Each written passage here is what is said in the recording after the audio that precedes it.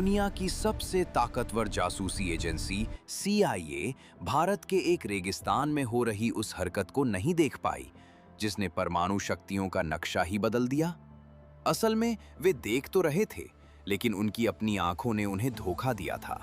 और जब सच सामने आया तो अमेरिकी राष्ट्रपति के हाथ से कॉफी का कप छूट गया था। ये कहानी सिर्फ परमाणु बम की नहीं है, ये कहानी है एक बुजुर्ग कवि की जिसने पूरी दुनिया को मात दे दी। ये कहानी है अटल बिहारी वाजपेयी और ऑपरेशन शक्ति की। और ये सब शुरू हुआ एक साधारण सी डायरी के एक पन्ने से। दिल्ली, 19 मार्च 1998, रात के 11:47 बजे थे।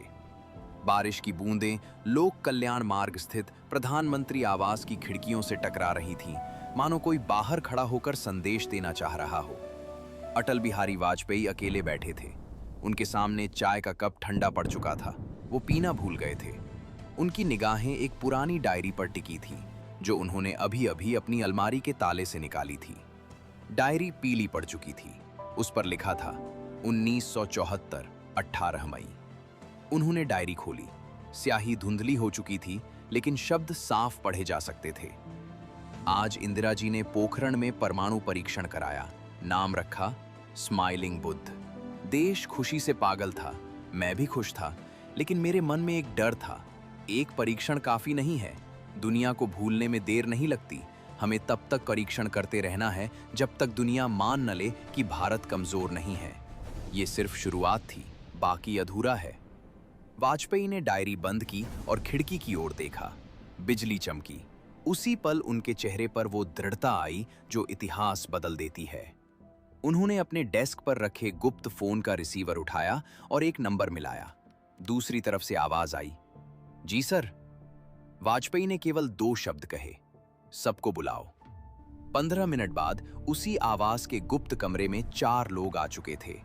गृह मंत्री लाल कृष्ण आडवाणी, रक्षा मंत्री जॉर्ज फर्नांडीस, राष्ट्रीय सुरक्षा सलाहकार जिनका नाम भी ब्रजेश मिश्रा ही था।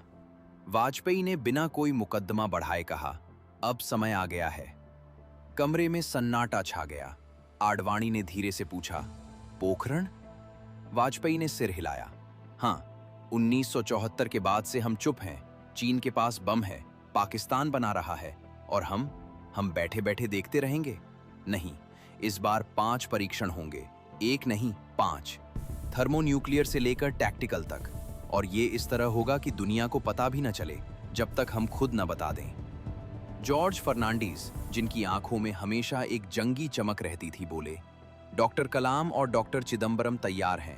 वे पिछले 2 साल से इसी इंतजार में बैठे हैं, बस आपका आदेश चाहिए। वाजपेयी ने कहा, आदेश तो मैं दे दूंगा, लेकिन सबसे बड़ी चुनौती ये है अमेरिकी उपग्रह KH-11 हर 90 मिनट में पोखरण के ऊपर से गुजरता है। उसकी आंख इतनी तेज है कि वो रेत पर गिरे एक सिक्के को भी पहचान सकता है। अगर उसने शाफ्ट के ऊपर कुछ भी असामान्य देखा तो खेल खत्म। ब्रजेश मिश्रा ने कहा, हमने एक प्लान बनाया है, ऑपरेशन चक्रव्यूह। नाम तो बाद में रखेंगे, लेकिन विचार ये है, हम उपग्रह को वही दिखाएंगे जो वो देखना चाहता है, जो संदेह पैदा न करे। वाजपेयी ने एक गहरी सांस ली। ठीक है, वैज्ञानिकों से कहो अप्रैल के अंत तक सब कुछ पोखरण में स्थापित हो जाना चाहिए। परीक्षण की तारीख 11 मई। और ध्यान रखना, इस कमरे के बाहर कोई नहीं जानता, कोई नहीं। उसी समय दुनिया के दूसरे छोर पर अमेरिका के वर्जीनिया राज्य में CIA मुख्यालय की 7वीं मंजिल पर रॉबर्ट हेस्टिंग्स, दक्षिण एशिया डेस्क के प्रमुख, अपनी कॉफी पी रहा था। उसके सामने एक बड़ी स्क्रीन थी जिस पर KH-11 उपग्रह ने पोखरण की नई तस्वीरें भेजी थीं। उसने तस्वीरें जूम की। कुछ ट्रक, कुछ सैनिक, कुछ तिरपाल बिछे हुए थे। एक जगह पर एक बड़ा सा बोर्ड लगा था, सड़क मरम्मत का कार्य, कृपया धैर्य रखें। हेस्टिंग्स ने अपने सहायक को बुलाया। यहां क्या हो रहा है टॉम? सहायक टॉम ने एक रिपोर्ट निकाली। सर, हमारी पिछली रिपोर्ट के अनुसार भारतीय सेना पोखरण में रूटीन अभ्यास कर रही है। BSF के जवानों का रोटेशन चल रहा है। सड़क मरम्मत का काम भी है। कोई परमाणु गतिविधि के संकेत नहीं है। हेस्टिंग्स ने कुछ देर स्क्रीन देखी, फिर उसने कॉफी का एक घूंट पिया और कहा, भारतीय पिछले 24 साल से चुप हैं। शायद उन्होंने हार मान ली है। एनपीटी के बिना वे कुछ नहीं कर सकते। उसने स्क्रीन बंद कर दी। वो नहीं जानता था कि ठीक उसी समय पोखरण में 1000 फीट नीचे 5 परमाणु बम स्थापित किए जा रहे थे, और जिस बोर्ड पर सड़क मरम्मत लिखा था, उसके ठीक नीचे एक शाफ्ट था जिसमें हाइड्रोजन बम छिपा था। पोखरण परीक्षण रेंज में रात का अंधेरा घना था। हवा में रेत के कण उड़ रहे थे, जैसे प्रकृति भी किसी राज को छुपाने में मदद कर रही हो। पोखरण रेंज के एक गुप्त बंकर में रोशनी जल रही थी। अंदर डॉक्टर एपीजे अब्दुल कलाम मेज पर झुके हुए थे। उनके चेहरे पर वो शांत आत्मविश्वास था जो हर वैज्ञानिक के चेहरे पर होता है जब वो जानता है कि उसकी गणना सही है। उनके सामने कागजों के ढेर थे, डिजाइन, गणनाएं, परीक्षण के आंकड़े। उनके पीछे खड़े थे डॉक्टर राजगोपाल चिदंबरम, परमाणु ऊर्जा आयोग के प्रमुख, एक ऐसा व्यक्ति जिसकी आंखों में हमेशा एक गणितीय शीतलता रहती थी। चिदंबरम ने एक फाइल खोली। उसमें 5 अलग-अलग चित्र थे, 5 परमाणु उपकरणों के तकनीकी नक्शे। उन्होंने धीरे से कहा, थर्मोन्यूक्लियर डिवाइस, कोड नेम शक्ति 1, उपज 45 किलोटन, ये हमारा हाइड्रोजन बम होगा। दूसरा शक्ति 2, 15 किलोटन का फिजन डिवाइस। तीसरा, चौथा, पांचवा छोटे टैक्टिकल डिवाइस, 0.2 से 0.5 किलोटन। सब कुछ गणना के अनुसार है। डॉक्टर कलाम उठे। उन्होंने कहा, लेकिन एक समस्या है। अमेरिकी उपग्रह के H-11 हर 90 मिनट में ऊपर से गुजरता है। उसका रेजोल्यूशन इतना तेज है कि वो एक फुटबॉल को भी पहचान सकता है। अगर उसने शाफ्ट के ऊपर कोई भी असामान्य गतिविधि देखी तो पूरा ऑपरेशन बेनकाब हो जाएगा। चिदंबरम मुस्कुराए, इसीलिए हमें थोड़ा नाटक करना होगा। बंकर का दरवाजा खुला और एक सैन्य अधिकारी अंदर आया। उसने सलामी दी और कहा, सर, ट्रक आ गए हैं। डॉक्टर कलाम ने बाहर देखा। रेत के तूफान के बीच 5 बड़े ट्रक खड़े थे। उन पर हरे रंग का कैनवस डाला हुआ था। ट्रकों पर कुछ नहीं लिखा था, केवल एक नंबर था, 1 से 5। उन ट्रकों में 5 परमाणु बम थे। ट्रकों का काफिला धीरे धीरे पोखरण की ओर बढ़ रहा था। हर ट्रक के साथ 2 जीप थीं, जिनमें भारी हथियारों से लैस कमांडो सवार थे। काफिले के आगे और पीछे और भी गाड़ियां थीं। सब मिलकर एक सैन्य काफिले का भ्रम पैदा कर रही थीं। लेकिन असलियत कुछ और थी। ट्रक नंबर 1 में हाइड्रोजन बम था, जो अब तक का सबसे खतरनाक हथियार था। ट्रक नंबर 2 में फिजन बम था। बाकी 3 ट्रकों में छोटे टैक्टिकल डिवाइस थे। ड्राइवरों को नहीं पता था कि वे क्या ले जा रहे हैं। उन्हें बताया गया था, गुप्त सैन्य उपकरण, बस इतना। वैज्ञानिक खुद ट्रकों में सवार थे, उपकरणों की निगरानी कर रहे थे। उपकरण इतने संवेदनशील थे कि एक छोटा सा झटका भी उन्हें खराब कर सकता था। इसलिए ट्रक 20 किलोमीटर प्रति घंटे की रफ्तार से चल रहे थे। अचानक वॉकी टॉकी पर एक आवाज आई, रुको, सामने एक गश्ती दल है। काफिला रुक गया। सभी लाइटें बुझ गईं। अंधेरा और घना हो गया। कुछ सेकंड बाद एक जीप आई। उसमें स्थानीय पुलिस थी। एक पुलिसकर्मी ने टॉर्च जलाई और काफिले को देखा। एक सैन्य अधिकारी बाहर निकला और उससे बोला, सैन्य अभ्यास, आगे बढ़ो, कोई सवाल मत पूछो। पुलिसकर्मी ने सलामी दी और चला गया। उसे नहीं पता था कि उसने अभी-अभी परमाणु बमों के काफिले को रोका था। काफिला फिर चल पड़ा। सुबह होने से पहले सभी 5 बम पोखरण में स्थापित कर दिए गए। अगली सुबह डॉक्टर कलाम बंकर के बाहर खड़े थे, आसमान की ओर देख रहे थे। वो जानते थे कि ठीक 10:22 पर KH-11 उपग्रह ऊपर से गुजरेगा। उनके पास 7 मिनट थे।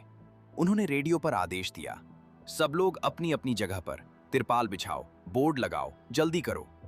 पूरी रेंज में हलचल मच गई। सैनिकों ने बड़े बड़े हरे तिरपाल बिछा दिए जिन पर लिखा था, भारतीय सेना फील्ड अभ्यास। कुछ जगहों पर बोर्ड लगा दिए गए, सड़क मरम्मत, पानी की टंकी की सफाई, सैनिकों का प्रशिक्षण शिविर। शाफ्ट नंबर 1 के ऊपर एक झोपड़ी बना दी गई जिसमें एक टूटी हुई गाड़ी रख दी गई और उस पर लिखा रिपेयर शॉप। डॉक्टर कलाम ने घड़ी देखी, 10:21 था। उन्होंने सभी को अंदर जाने का आदेश दिया। बंकर का दरवाजा बंद हो गया। 10:22 पर KH-11 उपग्रह पोखरण के ठीक ऊपर से गुजरा। उसने तस्वीरें ली। तस्वीरों में दिखा एक सैन्य काफिला, कुछ झोपड़ियां, कुछ सैनिक, एक रिपेयर शॉप, कुछ भी संदेहास्पद नहीं।